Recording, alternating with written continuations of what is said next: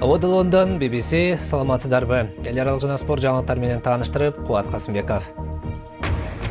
Сирияда кармаш көчөдө. Дүйнө лидерлери согуштан жабыркагандарга жардам берүү үчүн донорлордун Лондондогу жыйынына чогулушту.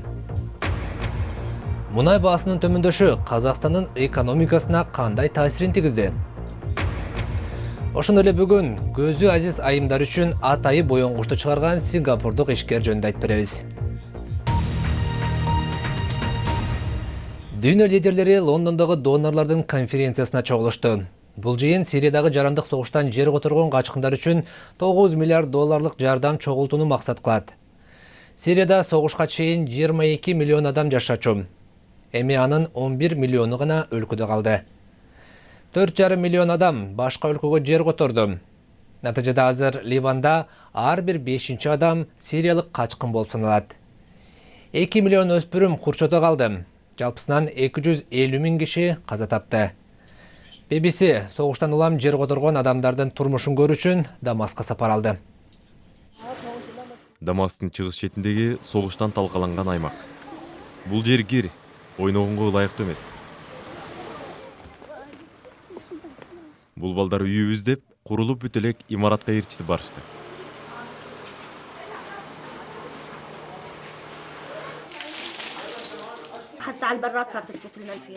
Чычкандарга толуп кеткен жер экен. Мухаммед күйөөсү жана 5 баласы менен ушул жерде турат. Биз өз үйүбүздө барктуу жашап келгенбиз. Эми болсо кайыр сурап калдык. Себеби биз бүт мүлкүбүздөн ажырадык. Үстүбүздөгү кийимибиз менен эле качып чыкканбыз. Качкындардын баары эле мындай абалда эмес. Өкмөт шаардын батыш тарабында баш калка уюштурган.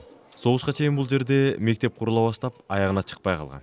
Бул жер таза, жардам тез берилет. Бирок өкмөт менен кайрымдуулук уюмдарынын жардамы мүлкүнөн ажырагандар үчүн жетишсиз. Согушка чейин Абу Халид үй бүлөсү чоң, бай адам болгон. Эми колунда эч нерсеси жок. خليك ابو خالد مات لي اول شيء محمد Адегенде 19 жаштагы уулум Мухаммед каза тапты. 43 күндөн кийин Халид деген уулумдан ажырадым. 14 айда 4 уулумду жоготтум. بعد 4 شهور Үй Мухаммеддин үйүндө эжеси кичинекей халага сабак окутуп жатат. Жер которсо да кыздар билим алууда. Бирок эң негизгиси үй бүлөсү аман эсен. Дүйнөдө мунай баасынын арзандашы бир гана нефти компанияларына эмес, Русиядан баштап Алжир, Венесуэла сыяктуу өлкөлөргө да кедергисин тийгизди. Алардын арасында Казакстан да бар. Бул өлкөдө экспорттон табылган кирешенин 70%-ын мунай соодасы түзөт. Казакстан ар дайым дымагы күчтүү өлкө болуп келген. Жакында эле ал кышкы Олимп оюндарын өткөрүү укугун алууну көздөп, дүйнөнүн алдыңкы 30 өлкөсүнүн катарына кошулууга умтулган.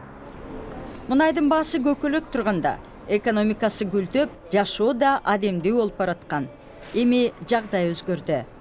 Элдин байлыгы азайып кетти. Мындай абал дагы 2 жылча созулат. Калктын евро менен долларга сатып алуу жөндөмү дагы төмөндөйт. Бирок ал канчалык деңгээлге түшөрүн билбейбиз. Натыйжада абдан олуттуу болушу ыктымал. Себеби Казакстан экспортунун 70%-ын мунай түзөт. Мунайдын баасы түшкөндө бүтүндөй чарбага залакасы тийди. Мунайдын баасы жогору кезде бюджет да жогору болгон. Өкмөт инвестиция долбоорлоруна киришкен. Натыйжада курулуш сектору өсө баштап, банк сектору жанданган. Компаниялар менен кардарлар арзан кредит алып, жаңы жумуш орундары пайда болгон. Айлыгы көбөйгөн кардарлар көбүрөөк соода кылган. Ар кандай өндүрүштөр пайда болгон. Финансы көбөгө ошентип жаралган. Көбүк жарылды. Бюджет кескин төмөндөдү. Инвестициялар токтоп калды. Банктар кризиске батты. Эл соода кылбай, мекемелер чыгымга учурады. Натыйжада экономика аксап калды.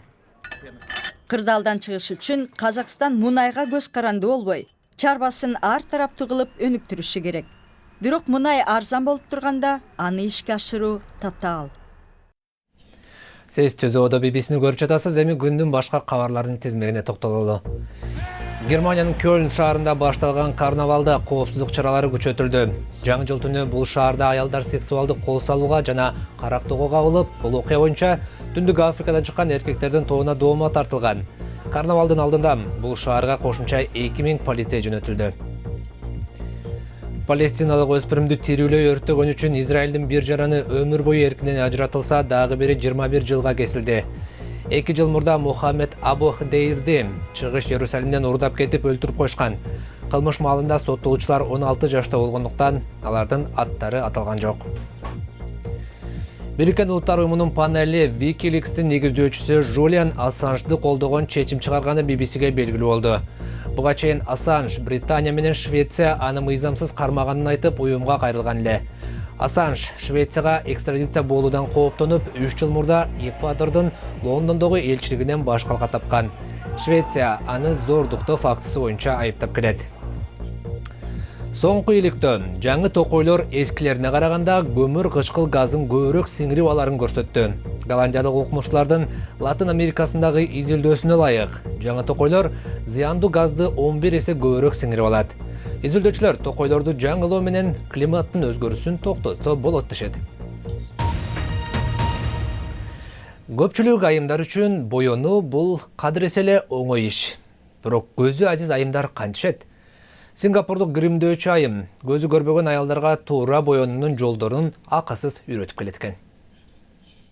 Макияж койгондо айымдар өздөрүн сулуу сезип калат. Бирок көзү азиз же начар көргөн айымдарга боёнуу татаал. Визажист Мойра Купс глаукома илдетине чалдыгып, доктурлар анын көрүүсүн сактап калышкан. Ошондо ал башка айымдарга жардам берүүнү чечкен.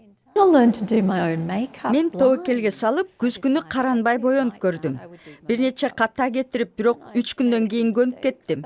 Эгерде мен боёно алсам, демек башкалар да жасай алат деген ой кетти. Мойра 1,5 жыл мурун сулуу көздөр аттуу долбоорун баштаган. Ал көзү азиз же начар көргөн айымдарды туура боёнууга үйрөтөт. Мен башка кыздар сыяктуу эле боёнуп сулуу көрүнгүм келет. Буга чейин салондорго барып көп акча коротчумун. Эми мен өзүм туура боёно алам. Мага болгону сен жакшы көрүнүп турасың деп айтып турган бирөө керек. Мойра көрүүсү начар айымдарга оңой колдонгон косметика жана щеткаларды чыгарды. Эми ал Сингапурдагы көз дарыгерлерине макияж коюуну үйрөтүү үчүн каражат издеп жатат. Алар башкаларга да үйрөтөт деп ишенет. Спортту эми Англиянын Премьер Лигасындагы кабарлар менен баштайлы. Түндө Эвертон Ньюкаслды 3-0 эсебинде утуп алды. Эми Ньюкасл лигадан чыгып калуу зонасына түштү. Ал тапта Гус Хейдинг убактылуу тренерлик кылган Челсинин Ватфорд менен оюну голсуз аяктады. Ватфордтун дарбазачысы Гомес акыркы бир нече мүнөттө Иванович менен Костанын чабуулун токтотуп, жылдызга айланды. Испаниянын футбол кубогунда болсо Луис Суарес 4 жолу, Лионел Месси 3 жолу гол киргизди. Натыйжада Копа дел Рейдин жарым финалынын алгачкы беттешинде Барселона Валенсияны 7-0 менен утуп алды. Валенсиянын футболчусу Шкодра Мустафи оюндан чыгып калды. Адатта сабырдуулугу менен айырмаланган Неймар акыркы пенальтиде гол киргизе албай койду. Италияда болсо Лацио менен Наполинин беттеши расисттик кыйкырыктардан улам 3 мүнөткө өзгүлтүккө учурады. Наполинин коргоочусу сенегалдык футболчу Калиде Кулибали топту алгандан кийин айрым көрмандар аны мазактай башташкан. Мындан улам калыс Массимилиано Иратти беттешти токтоткон. Оюнду Наполи 2-0 менен утуп, лиганын башкы сабындагы ордун сактап калды. Жаңылыктардын соңунда Шотландиядагы өзгөчө бир шаркыратманы көрсөтөлү. Кызыгы бул шаркыратма шамалдан улам тескерисинче өйдө жакты көздөй агып жаткандай таасир калтырат. Бул жерде шамалдын ылдамдыгы саатына 145 чакырымга чейин жетет экен. Табигаттын дагы бир кооздугу десек болчудай. Бул жана башка жаңылыктарыбызды интернет сайтыбыздан таба аласыз. Дарегибиз bbc-kyrgyz.com сайтыбыздан жаңылыктарды угуп, радиобуздагы уга аласыз. BBC жаңылыктарын Facebook, Twitter'дан издеңиз, аны бизди издеп табуу үчүн BBC Кыргызда издеңиз. Сиздер менен Кубат Касымбеков болдум. Аман туруңуздар.